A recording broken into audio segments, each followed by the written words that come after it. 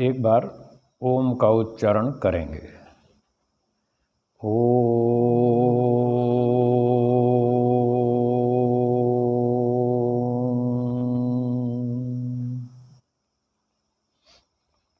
उपस्थित धर्म प्रेमी सज्जनों, माताओं और बहनों, हम आर्योद्देश्य रत्नमाला पुस्तक का अध्ययन कर रहे थे। अब तक 63 सिद्धांतों की चर्चा हो गई। अब 64वां आरंभ करते हैं। पंचायतन पूजा। जीते माता पिता आचार्य अतिथि और परमेश्वर का जो यथा योग्य सत्कार करके प्रसन्न करना है, उसको पंचायतन पूजा कहते हैं। पांच पंचायतन, 5 व्यक्तियों की पूजा, सम्मान। 5 व्यक्तियों का सम्मान करना चाहिए। कौन कौन है 5? माता, पिता, आचार्य, अतिथि और परमेश्वर। इन 5 का सम्मान हमेशा करना चाहिए। और जीते यानी जीवित। बहुत से लोग अपने मरने के बाद दादा को श्राद्ध खिलाते हैं, पहुंचाते हैं, पंडितों को खिलाते हैं। वो समझते हैं कि पंडित जी को खिलाएंगे तो हमारे दादा को पहुंच जाएगा। जो हमारे बड़े बुजुर्ग चले गए, अवसान हो गया, मृत्यु हो गई, उनको हमारा ये भोजन पहुंच जाएगा, वो उनका श्राद्ध करते हैं। वो बस एक परंपरा बना ली उन्होंने, भाई उनको हम पितरों को तृप्त करेंगे, प्रसन्न करेंगे, इस तरह से। तो ये विधि ठीक नहीं है, ये गलत है, ऋषियों के वेदों के अनुकूल नहीं है। मरने के बाद कोई किसी को भोजन नहीं पहुंचा सकता। मरने के बाद तो कोई संबंध भी नहीं रहता। ये जो रिश्ते हैं, दादा दादी, मामा, चाचा, बुआ, मौसी, जो भी है, माता पिता, भाई बहन, ये सारे रिश्ते तो तभी तक हैं जब तक व्यक्ति जीवित है। मृत्यु के बाद तो रिश्ता खत्म। अगर किसी व्यक्ति का शव, डेड बॉडी रखी है, मान लो रामलाल की पिताजी की डेथ हो गई है, रामलाल के पिताजी की डेथ हो गई, तो किसी ने पूछा भाई ये कौन है, तो यूँ नहीं कहेंगे रामलाल के पिताजी, ये कहेंगे रामलाल के पिताजी का शव रखा है। अब शव बोलेंगे, अब रामलाल के पिताजी नहीं बोलेंगे, तो फिर पिताजी कहाँ गया? पिताजी कौन था? उसके अंदर जो आत्मा था वो था पिताजी। व्यवहार तो पिताजी से होता है, चाचा जी से होता है, ताऊ जी से होता है, दादाजी से होता है। तो वो दादा चाचा जिससे व्यवहार था, रिश्ता था, वो तो आत्मा थी। आत्मा तो गया, अब तो उसका शव पड़ा हुआ है। तो वो शव या डेड बॉडी वो व्यक्ति नहीं हो रहा, वो व्यक्ति नहीं होता। उसके अंदर जो आत्मा है वो है व्यक्ति जिससे हमारा संबंध है, और वो संबंध तभी तक है जब तक वो जीवित है। तो जैसे ही मृत्यु हुई, अब वो नहीं कह रहे कि ये मेरे पिताजी हैं, ये रामलाल के पिताजी हैं, तो रिश्ता खत्म हो गया। रामलाल जी तो चले गए, उसके पिताजी तो चले गए। तो इसलिए जो माता पिता आदि संबंध हैं वो जीवित व्यक्तियों के साथ हैं। उनकी जीवितों की सेवा करनी है, उनका सम्मान करना है। पूजा का अर्थ है सम्मान।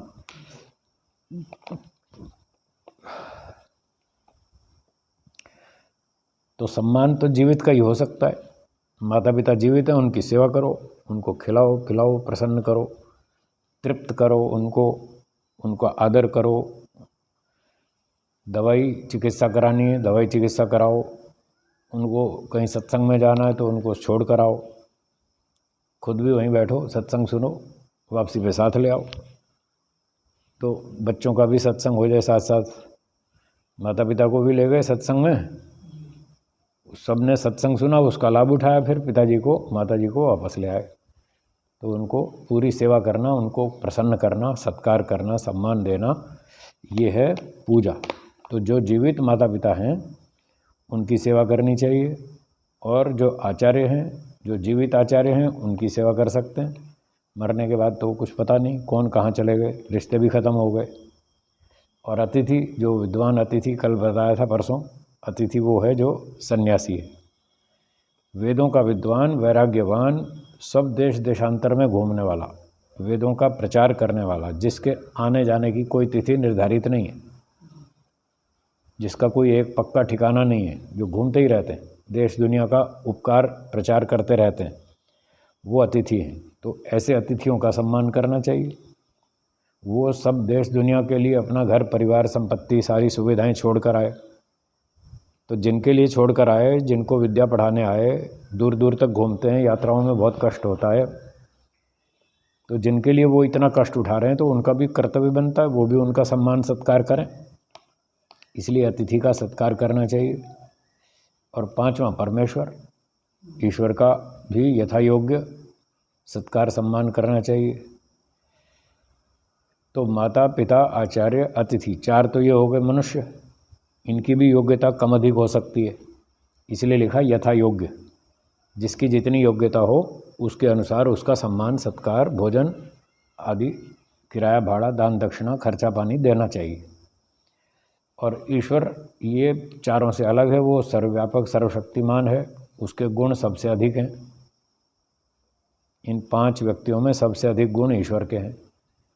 तो ईश्वर का सम्मान उसकी योग्यता के अनुसार करना चाहिए, इसलिए लिखा यथा योग्य। तो जिसकी जैसी योग्यता हो उसके अनुसार उसका उतना मात्रा में सम्मान करना चाहिए, उसको प्रसन्न करना चाहिए। और एक मोटी बात यह है, मोटा नियम यह है कि किसी को हम प्रसन्न करना चाहते हैं तो उसका तरीका यह होता है उसके अनुकूल कार्य करें। आप किसी के अनुकूल कार्य करेंगे वो आपसे प्रसन्न हो जाएगा, और उसके विरुद्ध कार्य करेंगे, उसकी भावना के विरुद्ध, उसकी इच्छा के विरुद्ध, उसके विचारों के विरुद्ध काम करेंगे तो वो नाराज़ होगा, वो अनुकूल नहीं बनेगा, वो प्रतिकूल हो जाएगा, वो फिर उसका सत्कार सम्मान नहीं होगा, प्रसन्नता नहीं होगी। तो हमें पांचों की प्रसन्नता करनी है, पांचों को अपने अनुकूल बनाना है। तो इसका अर्थ बनेगा हम इनकी इच्छा के अनुकूल इनकी सेवा करें, जैसा ये चाहते हैं उसके अनुकूल काम करें तो ये प्रसन्न हो जाएंगे। और जब प्रसन्न हो जाएंगे तो बहुत आशीर्वाद देंगे, फिर विद्या भी देंगे, भोजन भी देंगे, रक्षा भी करेंगे, सुझाव भी देंगे, सलाह भी देंगे, सब कुछ देंगे। और ईश्वर तो क्या नहीं देगा, वो तो सब कुछ ही देगा, इनसे भी बहुत अधिक देगा। एक एक कर्म का फल देगा, ठीक ठीक न्याय से देगा, नाप तोल कर देगा, बहुत तरह से हमारी रक्षा करेगा। इसलिए इन पांच को प्रसन्न करना चाहिए, इनकी आज्ञा का पालन करना चाहिए।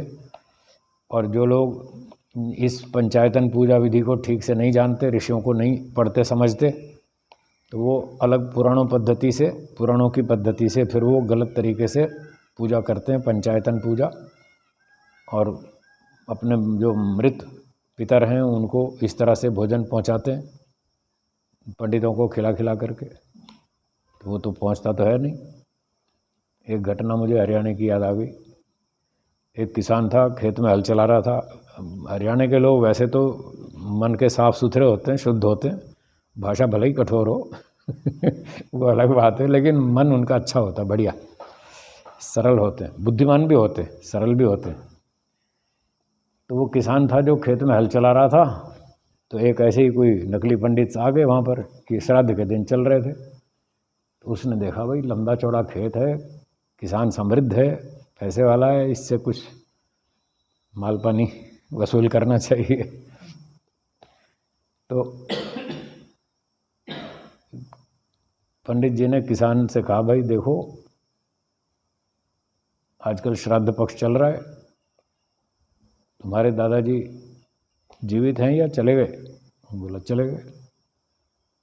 तो फिर आजकल श्राद्ध पक्ष चल रहा है तो अपने दादाजी का श्राद्ध करो।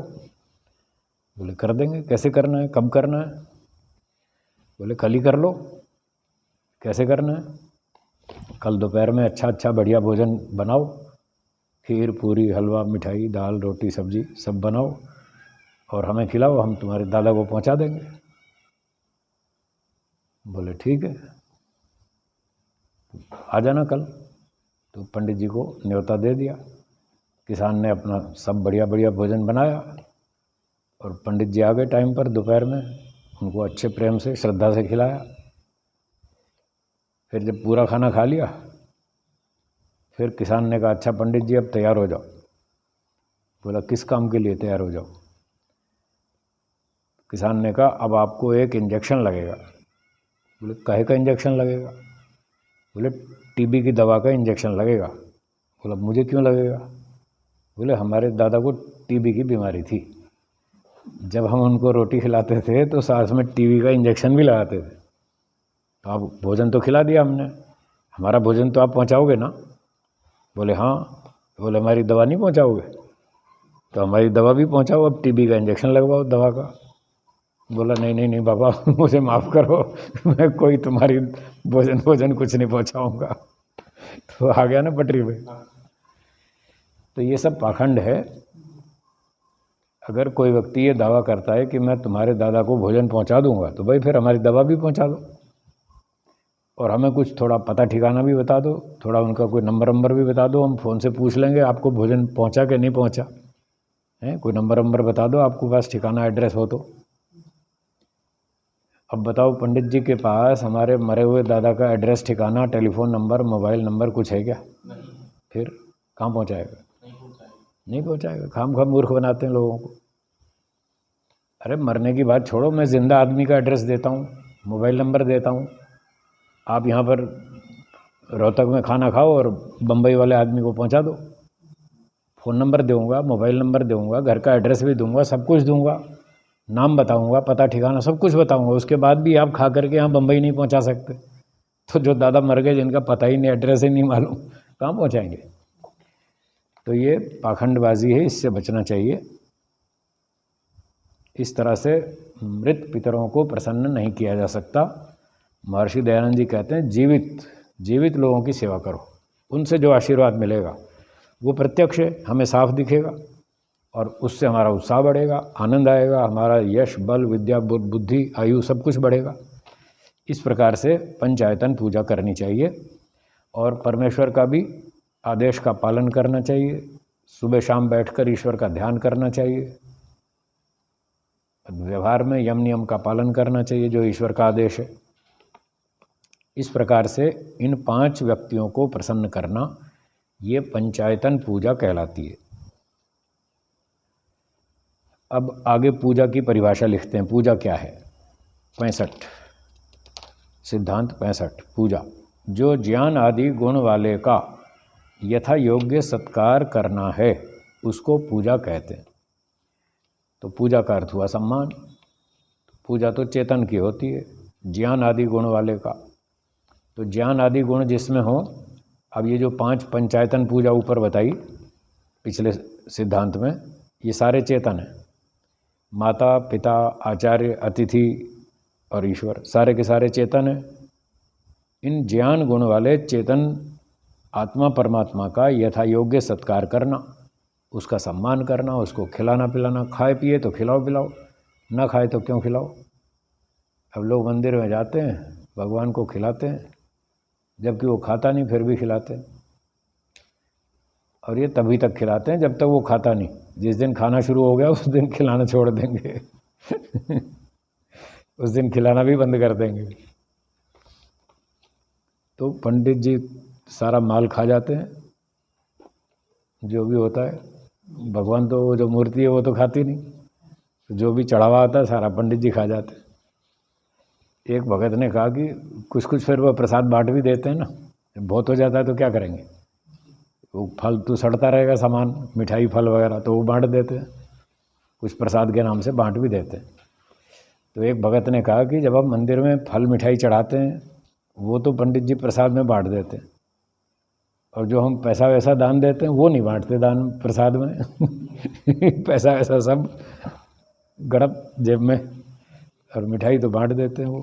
तो प्रसाद में फिर वो भी तो बांटना चाहिए ना, जो पैसा चढ़ाया वो भी बांटना चाहिए, वो नहीं बांटते। और कुछ कुछ लोग तो सोने के आभूषण भी चढ़ा देते हैं, अब वो भी गड़प गड़प कर जाते हैं, वो प्रसाद में नहीं बंटता। खैर, तो ये कोई पूजा नहीं है। ज्ञान गुण वाले का सम्मान होना चाहिए। सम्मान को वही समझता है जो चेतन है।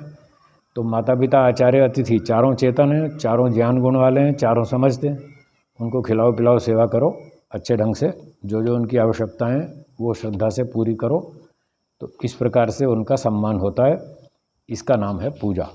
जड़ वस्तु की पूजा नहीं होती, ना उसकी करनी चाहिए। चेतन की पूजा होती है, वही करनी चाहिए।